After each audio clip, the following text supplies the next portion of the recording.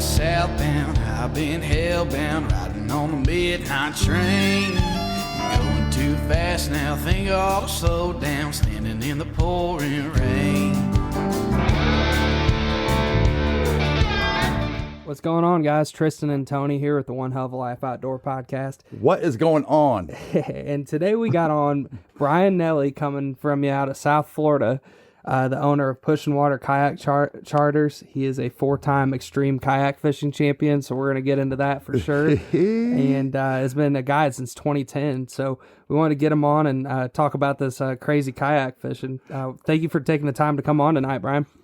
Yeah, no problem. Again, thanks for having me. Yes, sir. Yeah, we're looking forward to diving into some of this stuff. So, yeah, we are. This is cool. I mean, dude, you're pretty elite, and we're so thankful to have you on the show tonight. So, again, I know I told you off air, but man, thanks for taking time out of your evening to be with us.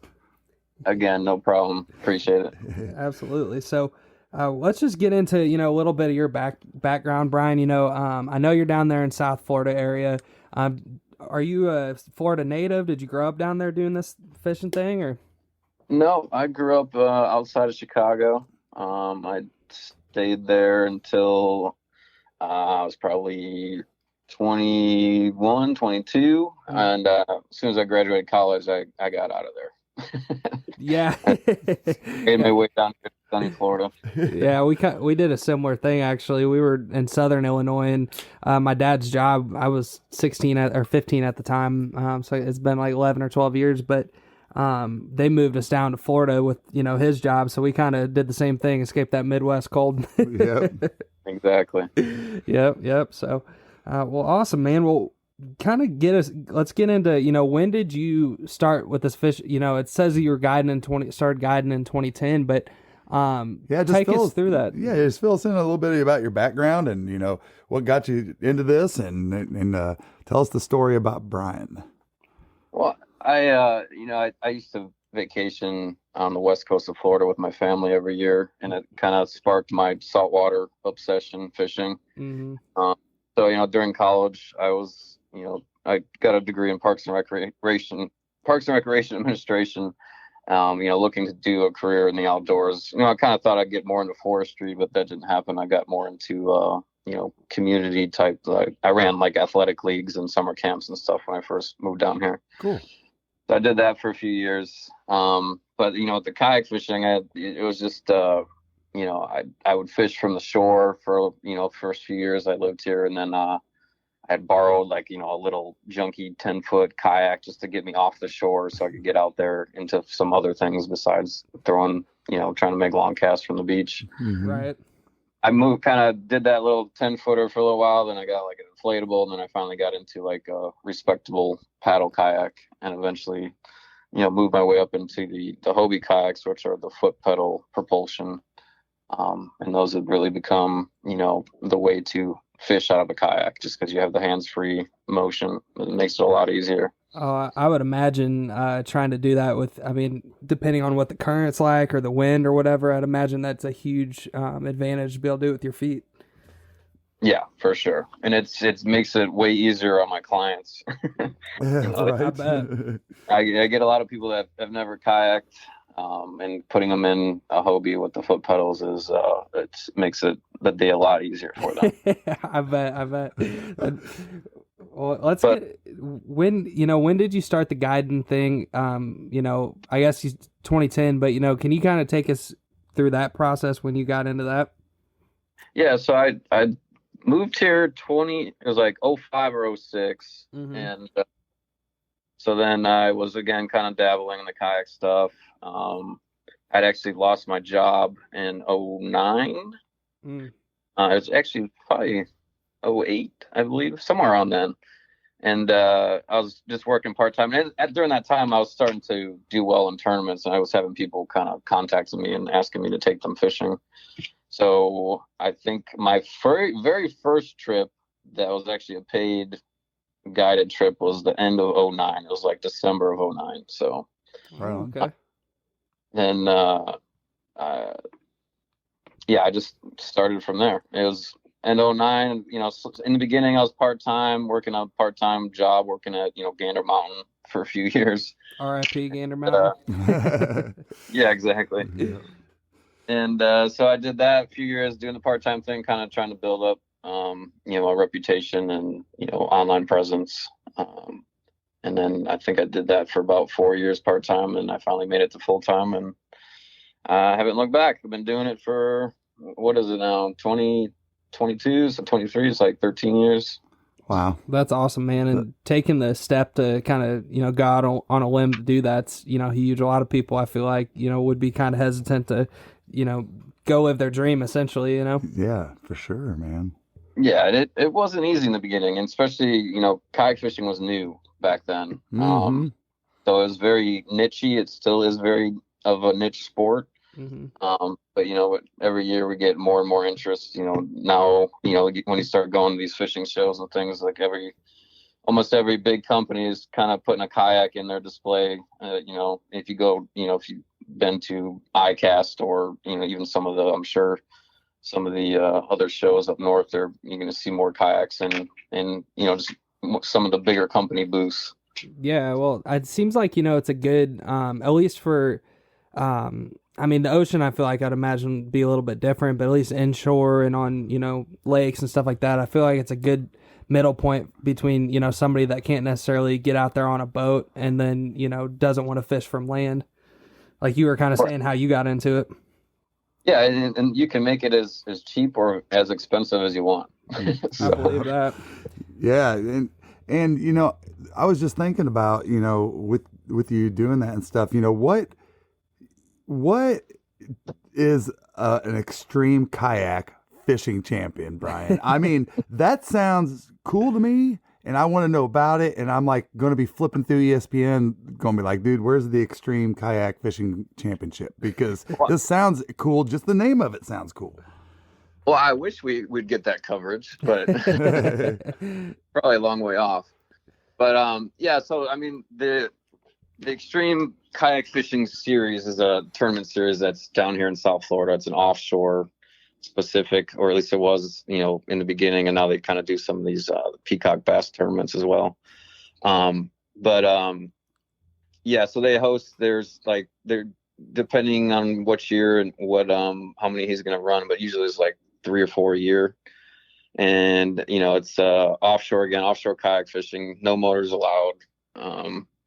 We're looking for, majority of the tournaments are looking for the meat fish, so that'd be kingfish, tuna, dolphin, wahoo, mahi, and then there's also a sailfish one that he does offshore. So it's the only kayak fishing sailfish tournament in the country. Wow. So they do that one once a year, and then there's usually 2 meat tournaments. So they used to do a couple in the Bahamas. They did that for 4 years. So I won the first 2 of those, and then I won one of the sailfish ones here in South Florida, and then also one of the meat tournaments here in South Florida. So wow, that's so cool. And I guess because of the uniqueness of South Florida being closer to the Gulf Stream, you have that unique access, right? Right. So we're lucky enough to be able to start fishing for all those pelagic fish within less than a mile from the shore. Wow. That's so wild, with being that we were used to going 60 miles offshore. Yeah, our limited offshore, I think we've been like 5 or 6 times, and every time out of Jacksonville or St. Augustine, where it's a 55, 60, mile ride. Yeah. Right. But yeah, we're actually where we launch out of most of the time is actually the closest to deep water on the whole coast of the U.S. Wow. So help somebody I know you've been a part of a lot of these, but help build a visual for somebody listening right now. If they're like, dude, I love kayak fishing, and they're hearing this and scratching the surface going, man, I want to know more about this. Kind of build a visual of like, what's that like? Like, is it, you show up at 0 dark 30, you're there and everybody's like all next to each other grunting because they got the cooler kayak, just like, duck hunters do with their boats, or bass fishermen do. I mean, kind of build that visual and the fun of it. And, like usually what's the objective? Like, is it just pounds of fish based on so many, or kind of help build that visual if you don't mind. Yeah, again, in the meat tournaments, it's your 5 best fish. Generally, Best, okay. generally, I don't think anyone has ever weighed 5 fish, but generally it's going to be three, or usually 2 or 3 fish that get weighed in per person. But yeah, I mean, it's the same thing. There's egos in kayak fishing, just as there is in any other sport. Some people got the more expensive equipment. Some people didn't spend that much money on their stuff, and they still get the job done doing, what they can afford. Sure. Sure. But yeah, it's all, everyone gets on the beach in one spot. You all launch at one time. It's kind of like a shoot off, and then you just have to come back to that same spot for the weigh-in. So it's very important, I can imagine already, that if you're trying to be like 4-time champion, that you probably got some pretty good triceps, for paddling. I mean, that's got to be a big part. Foot paddling, right? Yeah. Well, you get the foot paddling, so the legs, but you have the paddles too, right? Or no? Correct. Yeah, I mean, paddle's more used for backup if something goes wrong with your pedal drive. I got you. So you guys are literally racing each other probably to spots. Yeah. It's me at least, I want to be out there first. So sure. Yeah, right. How does it work with, finding spots out there? Like, I know with like mahi, for example, like when we go offshore fishing, you're looking for like a weed line or something like that. Like, how does it work when you're just going out there? Do you have areas in mind that are traditionally good, or how does, kind of walk us through that? For sure. Yeah. When I do that tournament, I'm generally going to the same spot to start every. Mm-hmm. There's definitely factors you have to think of in regards to the current. The current can be, generally it's going to be going to the north. Sometimes there's no current. Sometimes it may be south, but 90% of the time it's going to be a north current, and that current can be, a half mile an hour to 4 miles an hour. So Jeez. You got to think about that when you're going out, and you have to be back in the same spot. So that's definitely a factor in planning your day. But yeah, on our where they do the tournament, there's like a set of 3 reefs. Where I do charters, it's more of a single reef. Mm-hmm. But there's definitely an area that I go to that I generally have, the best success most of the time. So it seems like every time I try to go. As waterfowlers, we experience all kinds of extreme weather conditions. Stay bone dry and warm with Frog Togs hunting gear. You can check them out at frogtogs.com or at Frog Togs Hunt on Instagram. More different, I should have went to where I usually go. So I always try to as duck hunters, we know how that goes. Yes, for sure. So, how do you, when you guys catch these fish, I would imagine you only have so much space on a kayak for if you got 5 fish and, you catch 2 of them and they're taking up all your space. Do you ever run into anything like that? Yeah, I've had problems where I've had too many fish. Not in the tournament, but when I'm out there fishing a charter or by myself. Uh-huh. And again, it's going to depend on what kind of boat you have and how much weight capacity you can handle. So what we normally do, I run it's a fish bag. It's Reliable Fishing Products. Has been the best for me. It's you can sit it on your front hatch, or you can put it behind you. It's kind of like a triangular kind of shaped bag that can fit, I've put 100 pounds of fish in the thing. So wow, goodness. Yeah. Wow. Geez, that's a lot of fish. It is. Yeah. Wow. Well, so what's your favorite, when you get out there and you're fishing, and, what's your favorite kind of species to go after? Probably more of the seasonal ones, again, because we don't get them all the time. So right now we get in our tuna run. So we get blackfin tuna here. And those are going to range, typical good ones are, 20 to 35 pounds. Wow. And they're fun because we can catch them on, artificials as well as live bait. We do a lot of vertical jigging for them. Mm-hmm. And that's a blast, being able to not just be out there trolling a live bait or trolling a plug. You're doing, it's more like casting, so Sure. But yeah, I mean, tuna are fun when they come in. I like catching mahi because they're pretty, they jump, they take good pictures. Yeah, but yeah. Most of my clients, people coming down here to fish, they're looking for sailfish. But for me personally, I rather catch some of the other ones because we have sailfish here all year long. Yeah, yeah. And what's your favorite to eat out of all those pelagics?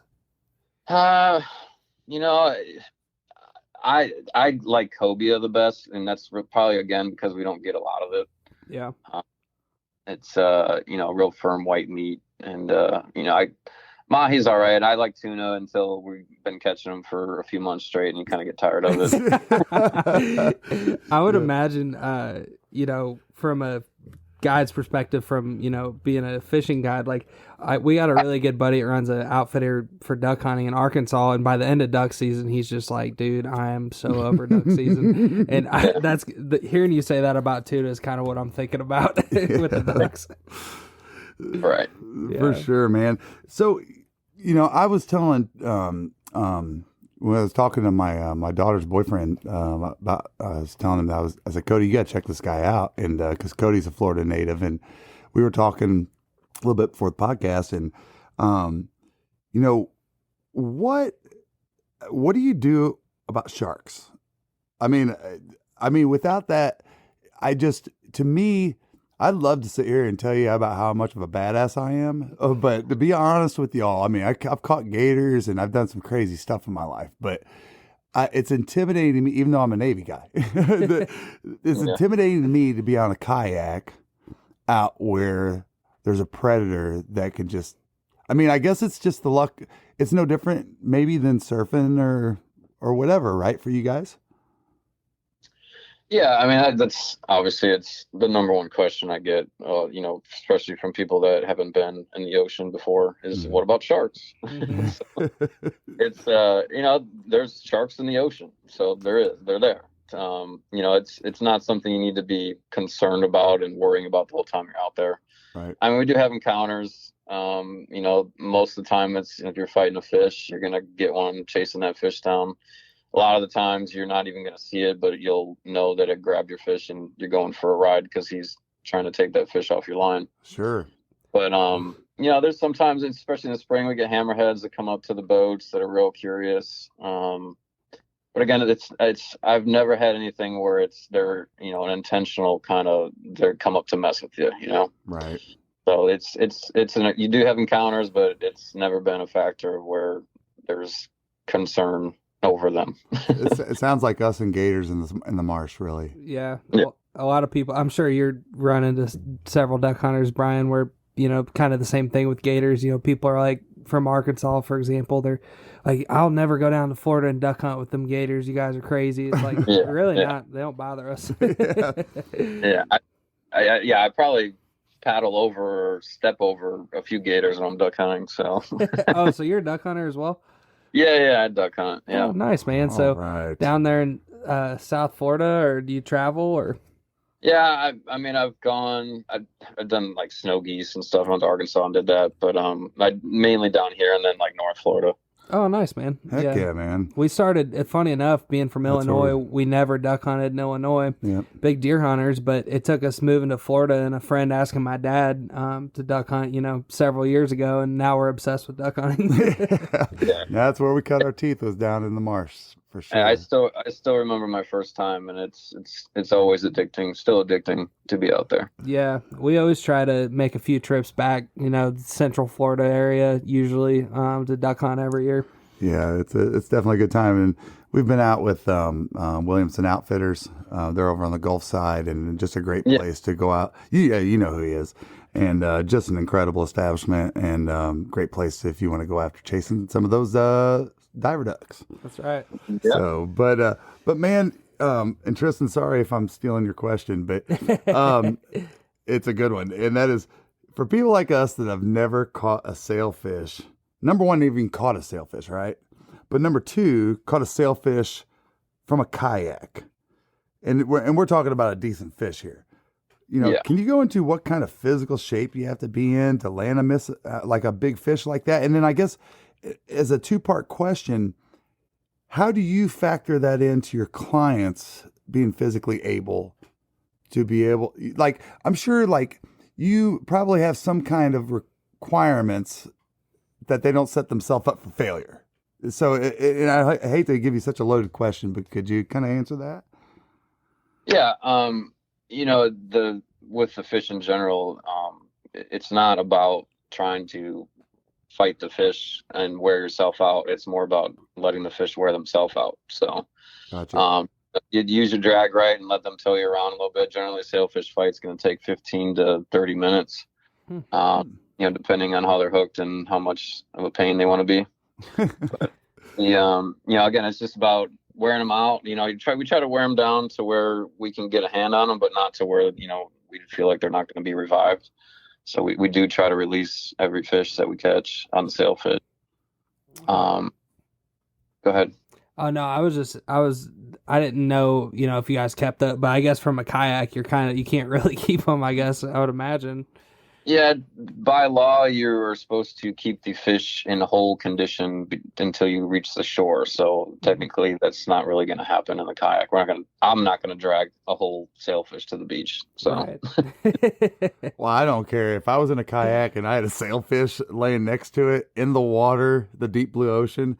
I think I would feel like kind of a badass.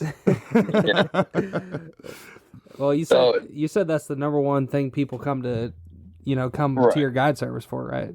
Right. That's the number one requested. So, and we catch a lot of them. So, but again, in the physical aspect of it, I mean, I've had 75-year-olds to 12-year-olds and all shapes and sizes. And, I've maybe have had a few where, the fish was being a pain and I had to take the rod and get them up for them. Yep. But generally, they can handle it themselves. And I'm real hands-on with helping. So I'm going to come up to your kayak. I'm going to steer for you while you fight the fish so we can run them down. And I'm pretty much taking care of steering and you're just pedaling and reeling. So then, I want to make sure that you concentrate on the fight of the fish and not worry about the boat and where you're going. So I make it easy on you. Well, I think it's a great point that you bring up because, I mean, from me being just a curious person, I wasn't sure, if you needed to be, because, I fought some fish on a boat sometimes where, quite honestly, it kind of kicked my butt, but. Well, there's been a couple times where I've been, you and I, where we've had to switch off and it took 25 minutes. We're both getting exhausted. Sure. But that's cool that it's a sport that is so, that can reach such a broad variety of ages and folks, whether you're a man, woman, old, young, that's cool. And then you got Brian here that's going to kind of customize that based on how he sees fit to help you get the fish in. Right. Yep. That's awesome, man. And so do you guys ever use, so when you're taking clients out versus, I guess 2-part question. So, versus, a tournament and clients, what's your kind of bait of choice, artificial or, live bait? Typically we're using live goggle eyes. Mm-hmm. We sometimes blue runners. I really don't use blue runners anymore. I don't like the way they swim. And then you can pilchard sardines if, this time of year, the spring is kind of when we have those baits, but throughout the year, goggle eyes is our main thing. And we'll troll some plugs sometimes. Typically, Uzuri, crystal minnows work well. And then again in the spring, this time right now is when we do a lot of vertical jigging, and that's going to be typically we're using a 100-gram vertical jig. If you're not familiar, it's just like a long, slender piece of metal, basically, that you're dropping down and ripping back up to the top. And the tuna really love hitting that. So, and that's a little more physical. That's probably. When I take people out, they don't last doing that very long, and more so than fight the fish. Like when you're out there jigging and constantly dropping and ripping it back to the top, you get wore out pretty quick. Oh, I can imagine. Can you kind of go into, some of your, favorite stuff, whether it be the kayak or the reel, kind of just your equipment, from just the products that you really love, Yeah, I got a mixture of, my reels are all Shimano. I have some Shimano rods. I also use Crowder Rods, which is a local company out of Stuart, Florida. So yeah, I mean, Shimano's done me well. I used to use Penn in the past and I switched back and forth and I've kind of stuck with Shimano. I use the Spheros. It's just kind of not a crazy expensive reel, but not the cheapo ones either. And they last me, a good 2-3 years usually. Nice. So, and then again, my kayaks. I've been in a Hobie for, I don't even know. I mean, at least since the beginning, I was using a Hobie, but it was a paddle Hobie. Mm-hmm. But I've been in the pedal boat probably for 10 years, and again, that's that Hobie with the pedal drive has made me be able to run my business, because if I didn't have pedal drives, I probably wouldn't be in business anymore.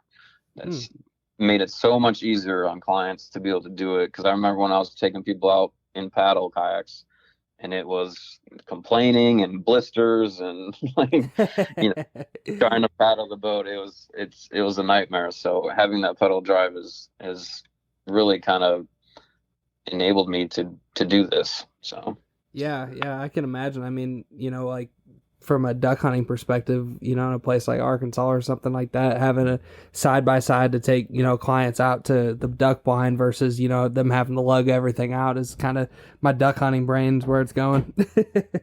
yeah. That's awesome, man. And so do you, I guess, I saw, I think you got a relationship with Frog Togs, it seemed like it looked like too. Yeah.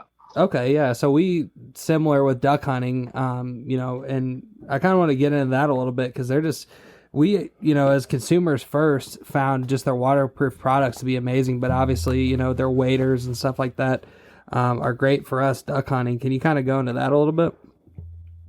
Yeah, I mean, I obviously use the stuff for duck hunting as well. I've been working with them 3-4 years, I think. Do you want coffee that doesn't suck? Get the Duck.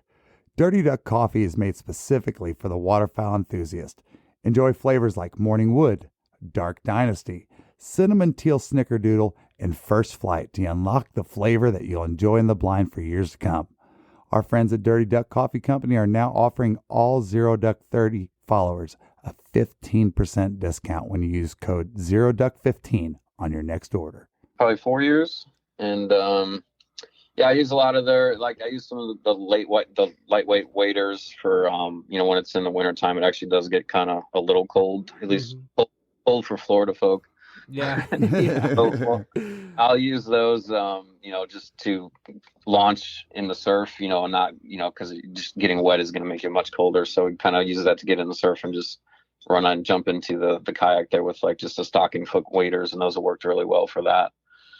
We do some, wading on the flats as well. And again, we use the lightweight breathable waders. I can't think of the name that I use right now. It might be the Hellbender. I'm not sure. I can't remember the exact name I got right now.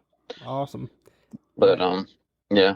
Yeah, the first time we ever went offshore fishing, we didn't really know what we were getting into. Our, friends that were, pretty familiar with it and stuff. And it was supposed to be like 71 or something like that. And I'm like, oh, like just wear normal clothes. I didn't know anything about like foul weather gear or anything like that. This was years ago. And we get going out there and those waves started hitting me. And all of a sudden I became like, if somebody didn't have some clothes for me to put on, I feel like I would have been hypothermic. No, we had a headwind, and it was like 4 to 6 foot seas on a 20-something foot boat. So it was a ride. A slow ride, but I told my buddy at that time, I was like, dude, you need to rename your boat called the Spine Crusher. And I keep telling him, I was like, dude, you're gonna get a lawsuit in the mail from me because I've had to have back surgery and it's all your fault.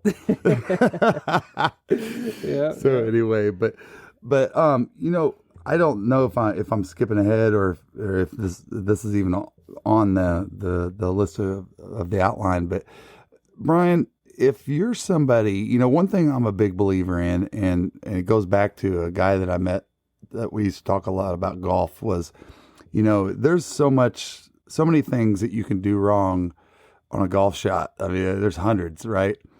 But at the end of the day, you just got to hit the ball. Same thing with the baseball swing. I mean, if you're an amateur player, you just want to go up there and hit the ball. And if you're an amateur person that's trying to get into the sport, and what are you looking at, like, set up to kind of get into that where they're, because I hate when somebody is excited about a sport, no matter what it is, fishing, hunting, whatever, and they do their best on their own because they're afraid to reach out to people or learn, they don't have the patience to learn what they need to do. And probably just as as a duck hunter, it can be frustrating when you're out there hunting and you're trying to do everything right, and then you got somebody that shows up, right there at daylight and walking across your spread or something like that. How can somebody get into the sport at an entry level, and what are some of the kind of the unwritten rules of what you need to do right? I wouldn't know really say unwritten rules. Just be respectful to other people on the water. Our biggest thing is boater, especially with the offshore fishing, is boaters trying to be say funny or thinking they're funny by buzzing you, coming close to you, or whatnot, or people out there trolling, maybe not necessarily trying to be purposeful in getting close to you, but they're not paying attention to where they're going. So, and again, this goes back to that shark question. Someone asked me about, what about sharks? It's more about what about boats, because that's one concern when you're out there offshore. But being respectful to other boaters and fishermen obviously is the biggest thing. In regards to getting started and getting gear and stuff and kind of doing things right, I would say, not spending money that you don't need to is going lighter than you think you should, like with rods and reels and, just everything. Like you don't need as much as you think when you're out there. Just go basic stuff. Like I try to keep everything simple, so you can make it as complicated as you want, but my policy is always just trying to keep it as simple as possible. A lot of guys you see getting to especially the offshore thing will go and buy these big, conventional rods and reels that are made for boats. And, they hook up to a fish, you watch them fighting it, and there's a lot of guys on YouTube, you'll see it, and they're kind of fighting the rod more than they're fighting the fish. So I use real lightweight setups, the lightest I can get away with, where I don't have a problem with, I'm not going to lose a fish. Right. And it definitely helps, especially again with someone that's new to it and a novice. We use spinning reels instead of conventional, because it obviously you put a conventional in someone's hands that's never fished before, it's going to be a nightmare. Yeah, I've learned that lesson. Yes, me too. I'm like, these reels are stupid. Blaming the product. Whenever I'm the one that sucks. Yeah. Right. Yeah, because we kind of, again with the freezing cold story, we kind of got lucky. That was the first time we ever went offshore fishing. Our buddy was kind enough to take us, and we caught 7 mahi that day that were 20 pounds plus. And for somebody that's never been offshore fishing before, like that, it was just mind blowing. Like that was so cool. It was. One thing I wanted to ask you, you've been a guide since 2010.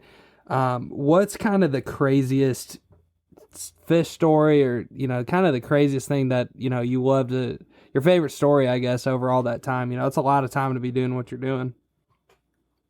Yeah, I can't really pinpoint a certain time, but there's been things that have happened where it's like I'm going to remember that forever. It's the few that I can think of off the top of my head are going to be the first double hook. Like if I got 2 people and I got them both hooked up on sailfish, and then wow, and they both landed, and we get a picture of them together, like holding 2 sailfish, and then again the next goal was trying to get 2 wahoo, because wahoo are pretty rare to catch in the kayak. The best year we've had was probably only 6 in a whole year. So I've had now twice. Well, I had a father and a son get doubled up, and they both landed them, and we got a double picture of that. And then actually had this earlier this year, a guy catch 2 by himself, which to my knowledge has never been done before. So that was pretty cool. Wow. And then go ahead. No, and then to top it off, the next day he caught another one. So wow, he caught 3 in 2 days. So. Well, he must be living right. Did you tell him to buy a lottery ticket? Exactly. Yeah, and he caught a sailfish the day before too. So golly, I gotta imagine that's the kind of client that you're like, hey, this does not happen every day, so next time you book, please keep in mind. No, he was finally probably the first one that understood that, because normally the things that never happen or like crazy that are awesome to happen to people that have no clue. So they're like, oh, cool. They're like, oh, cool. That was nice. I'm like, no, you don't understand. Like that does not happen. One thing that I just kind of thought of based off of that, that we always talk about with our buddy who runs the duck outfitting business is Can you kind of go into, stuff that people don't really think about that, from a guide owner's perspective that you guys do behind the scenes for these clients? Because I know with duck hunting, it's a lot, and I can't imagine, with what you do, I'm sure it's a lot too. Our partners at Huntwise are offering an exclusive discount for Zero Duck 30 followers. As an elite member, some of the features you'll immediately gain access to are Huntcast, Windcast, peak kill times, property lines, owner information and phone lookup, 250 map layers, unlimited offline maps, 3D maps, social media, and on top of it all, save up to 50% off some of the top hunting brands in the industry.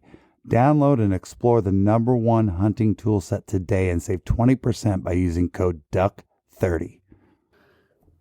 Yeah, I mean, I'm literally staring at my rig making station over here because I'm backed up on making wire rigs that I hand tie all my stuff, and that's literally sitting on the couch for hours and my hands killing me trying to make all these rigs. I'm getting ready because we offer these week-long vacation packages, so I'm getting ready for that, trying to get all those rigs done for those guys coming in this summer. So we have we have groups of 6 guys come in. We have a house for them that's on the water, and we take care of everything for them, feed them, take them fishing every day, and we have those guys. We have 3 weeks of that this summer, so I'm just trying to get those rigs done. But yeah, I mean, if I tell you to show up at 6:15, 6:30 in the morning, I'm up at 4 o'clock. So I'm not just rolling up and showing up and, hey, how you doing? Like my day is much longer than it seems like when I see you. So 2 hours before I see you, and then it's another couple hours after I see you. So. Oh, I'm sure. Well, and tying into that with what we were talking about before, about favorite times and memories and stuff. I mean, for you, and I know, and I'm not trying to not be humble here, I guess, but you go after different species of things that you do, whether it's, deer hunting, like for example, I got a deer, with my bow that I don't have to ever shoot anything any bigger than that because of the hunt and everything I went through to get that deer. It's not the biggest deer in the world. It's 160 something inch Illinois giant. But to me, it's everything that I ever worked for, and we all go through that with different sports, and everything.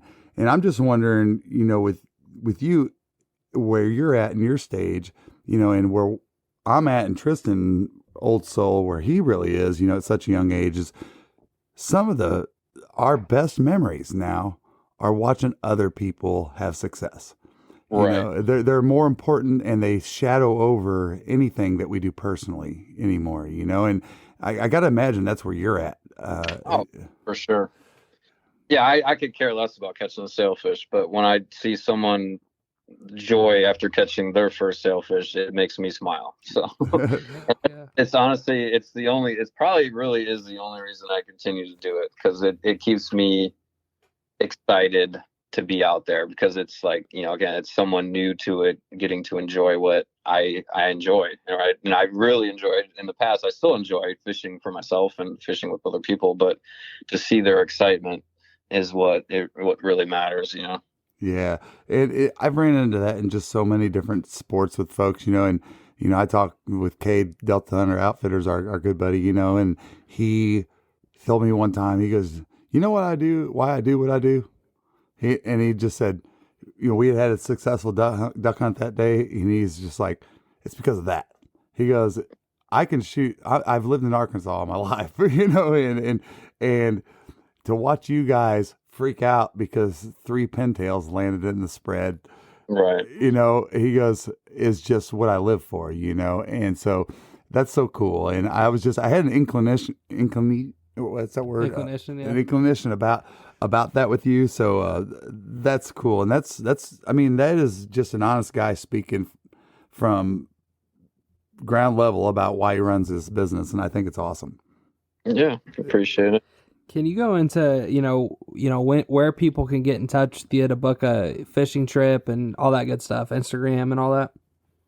Yeah. I mean, I'm on Instagram, Facebook, TikTok, YouTube, Pushin Water, Kayak Charters, no G on the Pushin. And you can see me on my website as well. It's tckayakfishing.com.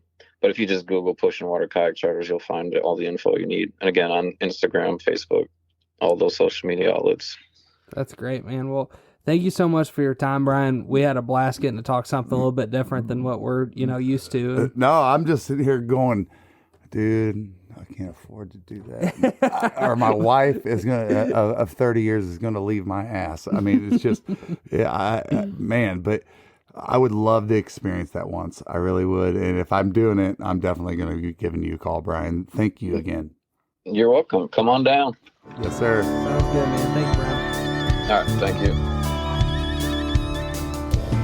I've been southbound, I've been hellbound, riding on a midnight train. Going too fast now, think I ought to slow down, standing in the pouring rain.